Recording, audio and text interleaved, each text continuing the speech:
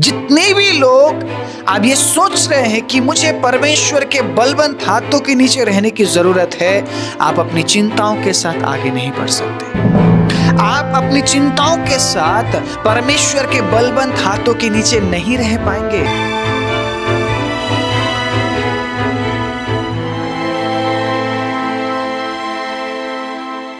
आप सभी को जय मसीह की। प्रभु यीशु मसीह के नाम से मैं आप सभी का स्वागत करता हूं आज के वचन के लिए। परमेश्वर के अजीजों, हमें परमेश्वर के बलवंत हाथों के नीचे दीनता से रहने की क्यों जरूरत है? क्यों वचन में ये लिखा गया है? क्यों ये कहा गया है कि तुम्हें बड़े दीन और नम्र होकर परमेश्वर के बलवंत हाथों के नीचे रहना जरूरी है? क्या कभी आपने विचार किया है क्यों ऐसा कहा गया है? ये वचन परमेश्वर अपने लोगों तक क्यों पहुंचाना चाहते हैं? इस वचन के पीछे एक बहुत बड़ा कारण छिपा हुआ है। परमेश्वर उस कारण से आगाह कर रहे हैं हमें। हर एक वचन कहीं ना कहीं परमेश्वर के अजीजों हमारे लिए एक प्रोफेसी है। अगर वचन हम तक पहुंच रहा है, उस वचन को बड़े विनम्रता से ग्रहण करने की जरूरत है, क्योंकि हर एक परमेश्वर के मुख से निकला हुआ शब्द हम में से हर एक के लिए कहीं ना कहीं एक प्रोफेसी है, एक भविष्यवाणी है। कहीं ना कहीं प्रभु हमें किसी न किसी बात के लिए आगाह कर रहे हैं। अगर हम सुनते हैं और बड़े परमेश्वर के अजीजों नम्र होकर उन तमाम बातों को ग्रहण करते हैं, तो कहीं ना कहीं जो लाभ है वो हमें ही मिलेगा। आमीन। जो फायदा है वो हमारा ही होगा। परमेश्वर आपको भला और चंगा देखना चाहता है। परमेश्वर मुझे स्वस्थ देखना चाहता है। प्रभु मुझे उसकी सेवा करते हुए देखना चाहता है। प्रभु हमें आत्माओं को बचाते हुए देखना चाहता है। प्रभु हमारे परिवारों में खुशहाल देखना चाहता है। इसीलिए वो अपने वचन को हम तक पहुंचाता है। कहीं ना कहीं अगर आज मैं माध्यम बना हूं परमेश्वर के वचन को आपके बीच में लेकर आने का, आप भी माध्यम बनिए और इस मैसेज को शेयर कीजिए। पहली बार आए हैं तो सब्सक्राइब कीजिए, ताकि आप इस प्रकार के मैसेजेस को हर दिन सुने और प्रभु की इच्छा को जानते हुए प्रभु में बढ़ सके। आमीन। Praise the Lord. मैं बहुत जल्दी से आपके बीच में एक छोटा सा मैं बाइबल से आयत पढ़ना चाहूंगा। पहला पत्रस 5 अध्याय उसके 6 आयत से बड़े ध्यान से सुनिएगा वचन में क्या लिखा है।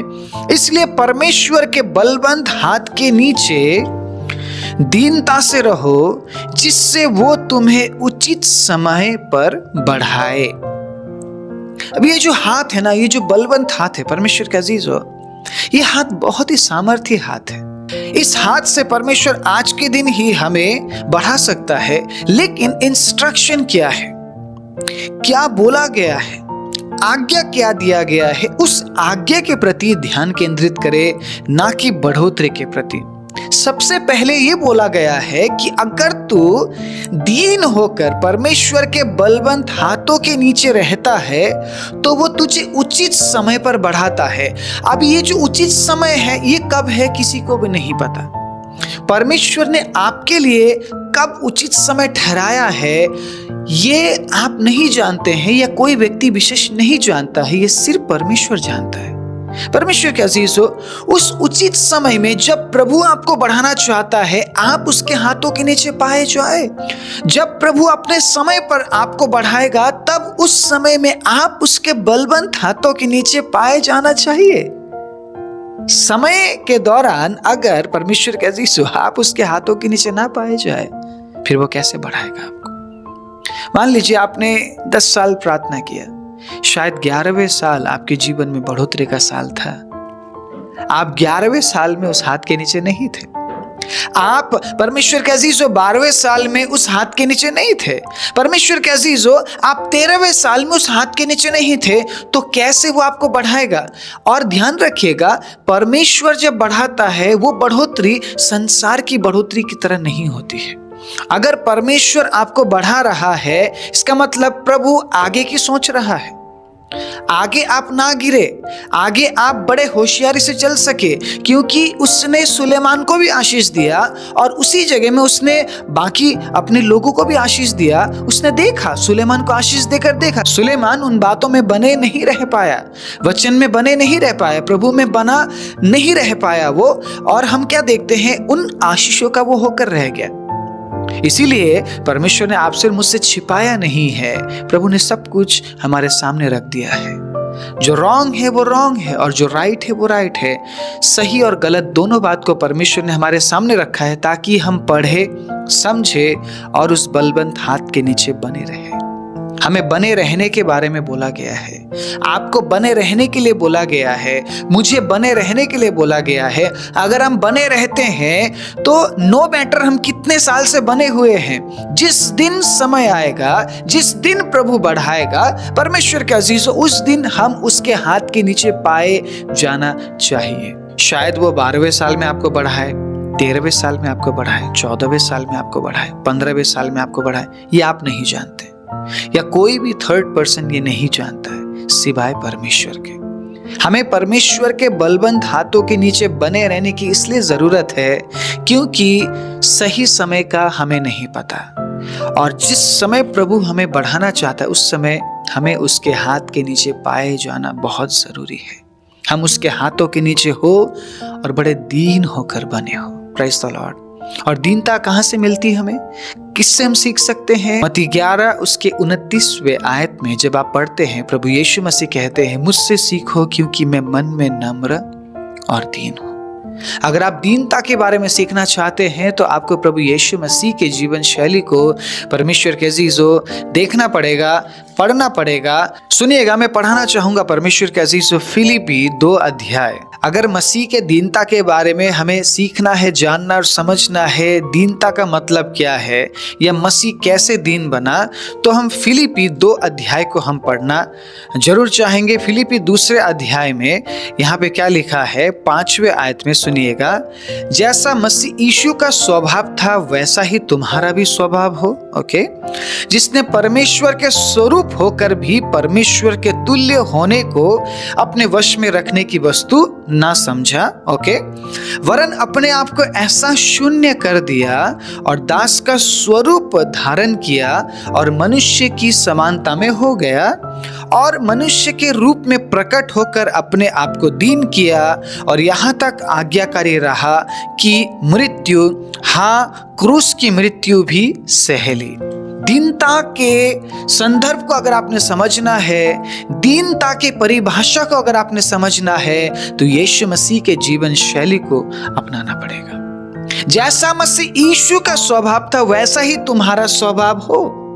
हमें यह नहीं बोला गया है कि किसी पासवान की तरह बन जाओ, किसी प्रॉफिट की तरह बन जाओ, किसी अपोस्टल की तरह बन जाओ। हमें ये नहीं बोला गया। हमें क्या बोला गया है, जैसा मसीह यीशु का स्वभाव था वैसा ही तुम्हारा भी स्वभाव हो। अगर आप दीन बने रहना चाहते हैं तो कंटिन्यूअसली आपको प्रभु यीशु मसीह को निहारना पड़ेगा, प्रभु यीशु मसीह को चाहना पड़ेगा, प्रभु यीशु मसीह को अनुसरण करना पड़ेगा। और जैसा मसीह यीशु का स्वभाव था वैसे स्वभाव में अपने आप को लाने की हमें प्रयास करना पड़ेगा, कोशिश करते रहना पड़ेगा, क्योंकि जो दीनता है वो सिर्फ और सिर्फ हमें मसीह से मिलती है और मसीह चाहता है कि आप दीन बने। हालेलुया। मसीह चाहता है कि मैं दीन बनूं, मसीह चाहता है कि हम सब दीन बने और पिता के बलवंत हाथों के नीचे हम इंतजार करें, सही समय का इंतजार करें। और जब सही समय आता है, दीनता और बड़े नम्रता के साथ हम उसके हाथों के नीचे पाए जाए। मैं आज ये कहना चाहता हूं, प्रभु ऐसे लोगों को बढ़ाएगा, प्रभु ऐसे लोगों को बढ़ाएगा। शायद आप आंसू बहाते हुए बोरे होंगे, शायद कोई आपको नहीं देखता होगा, शायद किसी ने आपके मेहनत को नहीं देखा होगा, किसी ने भी परमेश्वर के अजीजों आपके मेहनत को नहीं सराहा होगा। लेकिन मैं विश्वास के साथ कहता हूं, जिस दिन परमेश्वर का समय आएगा, जिस दिन वो आपको बढ़ाने पर होगा, उस दिन अगर आप उसी तरीके से बड़े दीनता और नम्रता के साथ उसके हाथों के नीचे पाए जाते हैं, आंसू बहाते हुए, बोते हुए आप पाए जाते हैं, परमेश्वर के अजीजों वो आपको बढ़ाएगा। प्रभु यीशु मसीह के नाम में वो आपको बढ़ाएगा। हालेलुया। क्या आप बने रह पाएंगे? सवाल ये है, क्या हम बने रह पाएंगे? क्या हम बने रह पाते हैं? हालेलुया। अब यहाँ पे दूसरा इंस्ट्रक्शन दिया गया है, परमेश्वर के बलवंत हाथों के नीचे रहने वालों के लिए दूसरा इंस्ट्रक्शन है। दूसरा इंस्ट्रक्शन क्या है? 7वें आयत में देखते हैं। पहला पत्रस 5 अध्याय 7वें आयत में, अपनी सारी चिंता उस पर डाल दो क्योंकि उसको तुम्हारा ध्यान है। अब दूसरा इंस्ट्रक्शन क्या है? पहला इंस्ट्रक्शन क्या था कि दीनता के साथ तुम बने रहो और उसके उचित समय का इंतजार करो। ये परमेश्वर के बलवंत हाथों के नीचे रहने के बारे में बोला गया है। आप में से जितने भी लोग ये कह रहे हैं कि उसका हाथ मेरे ऊपर है, तो अगर उसका हाथ आपके ऊपर है तो आपको दीन बनना पड़ेगा और अपनी चिंताओं के साथ आपको परमेश्वर के अजीजों आगे नहीं बढ़ना है। अपनी चिंताएं प्रभु को सौंप देनी है। ये दूसरा इंस्ट्रक्शन है, ये दूसरी आज्ञा है। जितने भी लोग आप ये सोच रहे हैं कि मुझे परमेश्वर के बलवंत हाथों के नीचे रहने की जरूरत है, आप अपनी चिंताओं के साथ आगे नहीं बढ़ सकते। आप अपनी चिंताओं के साथ परमेश्वर के बलवंत हाथों के नीचे नहीं रह पाएंगे। दूसरा इंस्ट्रक्शन हमें यह दिया गया है कि अपनी सारी चिंता तो मुझे दे दो, क्योंकि मत्ती 6 अध्याय में प्रभु यीशु मसीह कुछ कह रहे हैं।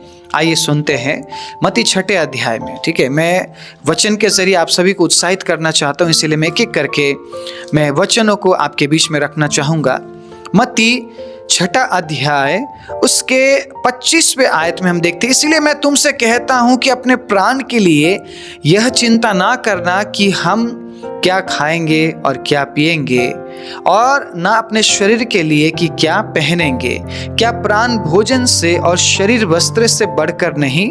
आकाश के पक्षियों को देखो, वे ना बोते हैं, ना काटते हैं और ना खत्तों में बटोरते हैं, फिर भी तुम्हारा स्वर्गीय पिता उनको खिलाता है। क्या तुम उनसे अधिक मूल्य नहीं रखते? सुनिएगा, तुम कौन हो जो चिंता करके अपनी आयु में एक घड़ी भी बढ़ा सकता है? हालेलुया। तो हम चिंता क्यों करें? ये एक तरीके से परमेश्वर के अजीजों सांत्वना है परमेश्वर की तरफ से कि तू चिंता मत कर, मैं तेरी चिंता करने वाला परमेश्वर हूं। मैं तेरा चिंता करता हूं। आमीन। तू अपनी चिंता मत कर, तेरी चिंता करने के लिए मैं हूं। तू अपनी चिंता करके अपना समय क्यों बर्बाद कर रहा है? तू बस काम करने पर ध्यान कर, दीन बने रहने पर ध्यान कर। हालेलुया। अपनी समस्याओं को मेरे सामने ला और तू चिंता मुक्त जीवन जी, क्योंकि फिलिप्पी 4:4 में ये लिखा गया है, ये कहा गया है कि तुम्हें आनंदित रहने की जरूरत है, क्योंकि मसीह ने तुम्हारी सारी चिंताओं को ले लिया। इसीलिए परमेश्वर के अजीजों, हम मसीह जीवन में हर परिस्थिति में मुस्कुरा पाते हैं, क्योंकि मसीह ने हमें मुस्कुराना सिखाया है। मसीह ने हमें हंसना सिखाया है। इस प्रचार के दौरान अगर आप नहीं हंस रहे हैं, परमेश्वर के अजीजों, आपने मुस्कुराहट नहीं सीखा है मसीह से। हंसिए, क्योंकि प्रभु चाहता है कि आप हंसते रहे। Praise the Lord. आपके चेहरे पे हमेशा 2:45 बजना चाहिए। कैसे होते हैं 2:45 वाले कांटे? जैसे ही आपको ऐसा लगे कि मुझे नाराज होना चाहिए या मुझे दुखी होना चाहिए, अपनी घड़ी की तरफ देखिएगा और उस 2:45 वाले पोजीशन को देखिएगा। वैसा ही आपका चेहरा हमेशा खिलखिलाता हुआ होना चाहिए परमेश्वर के अजीजों, क्योंकि आप में जीवन है। हालेलुया। आप क्यों हंसेंगे? क्योंकि आप में जीवन है। आप क्यों आनंदित होंगे? क्योंकि आप में जीवन है। आप क्यों आनंदित जीवन जिएंगे? क्योंकि परमेश्वर के अजीजों, आपका नाम जीवन के पुस्तक में लिखा हुआ है।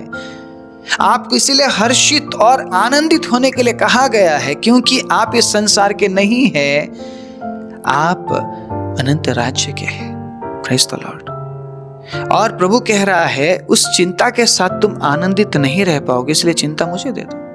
अपनी सारी चिंता उसी पर डाल दो, क्योंकि उसको तुम्हारा ध्यान है। ये दूसरा इंस्ट्रक्शन है जो लोग परमेश्वर के बलवंत हाथों के नीचे रह रहे हैं, क्योंकि कुछ तो ऐसा है जो प्रभु हमें सिखाना चाह रहा है। उस समय के दौरान जब हम उसके बलवंत हाथों के नीचे हैं, प्रभु को सिखाना चाह रहे हैं, प्रभु हमें सिखाना चाह रहे हैं कि तुम्हें दीन बनना है। हालेलुया, इसलिए वो समय ले रहे हैं। प्रभु हमें सिखाना चाह रहा है कि तुम्हें चिंता मुक्त जीवन जीना है, और ये आसान नहीं है आज के समय में। आज अमीर भी चिंताओं में डूबा हुआ है और गरीब भी चिंताओं में डूबा हुआ है। मिडिल क्लास भी चिंता में डूबा हुआ है। हर एक व्यक्ति चिंता में डूबा हुआ है। जिसके पास जॉब है वो भी टेंशन में है, जिसके पास जॉब नहीं है वो भी टेंशन में है। कोई भी चिंता मुक्त जीवन नहीं जी पा रहा आज के समय में। अगर आप भी सब कुछ जानते हुए आप चिंता में आप डूबे हुए हैं, परमेश्वर के अजीजों, आपके अंदर बहुत सारी बातों की चिंताएं हैं, खाने पीने को लेकर, पहनने को लेकर, रहने को लेकर, कार्य करने को लेकर, बच्चों को लेकर, परिवार को लेकर, आप 24 घंटे चिंताओं में डूबे हुए हैं। तो परमेश्वर के अजीजों, आज आप सुन लीजिए, आप उसके हाथों के नीचे नहीं है, क्योंकि जो उसके बलवंत हाथों के नीचे है उन्हें चिंता ना करो करके बोला गया है। हालेलुया। एक बहुत ही सुंदर गीत है, करता हूं मैं तेरी चिंता, तू क्यों चिंता करता है, आंसुओं की घाटियों में हाथ ना छोड़ूंगा तेरा।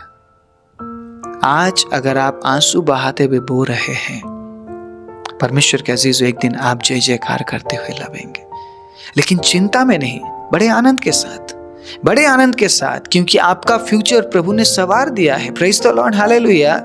और वो आपको सिखा रहा है चिंता मुक्त जीवन कैसे जिया जाता है। और चिंता मुक्त जीवन जीने के लिए हमें उसके हाथों के नीचे रहना बहुत जरूरी है, क्योंकि जो उसके हाथों के नीचे है उन्हें ही वो सिखाता है कि चिंता मुक्त जीवन कैसे जिया जाता है। आप चिंता करके कुछ भी नहीं कर सकते। आप चिंता करके एक घड़ी भी बढ़ा और घटा नहीं सकते हैं। आप चिंता करके आपकी परिस्थिति को बदल नहीं सकते हैं। आप चिंता करके, परमेश्वर के अजीज, आपके हालातों को आप सवार नहीं सकते हैं। आप चिंता करके जॉब हासिल नहीं कर सकते हैं। आप चिंता करके, परमेश्वर के अजीजों, कोई भी चीज संसार में आप हासिल नहीं कर सकते हैं, ना ही आप अनंत जीवन को हासिल कर सकते हैं। तो चिंता क्यों करना है फिर, जब प्रभु के वचन में लिखा है अपनी सारी चिंता उस पर डाल दो। तो क्यों ना परमेश्वर के अजीजों हम इस काम को करें, क्योंकि हम उसके बलवंत हाथों के नीचे हैं। अगर आप दीन बने रहते हैं, अगर आप अपनी सारी चिंता उस पर डाल देते हैं, तो सुनिएगा आप क्या कर पाएंगे। ओके, सचेत हो, जागते रहो, क्योंकि तुम्हारा विरोधी शैतान गरजने वाले सिंह के समान इस खोज में रहता है कि किस किस को फाड़ खाए। हालेलुया। अब जितने भी लोग जो परमेश्वर के बलवंत हाथों के नीचे हैं, उन्हें तीसरा इंस्ट्रक्शन यह दिया गया है, जागते रहो।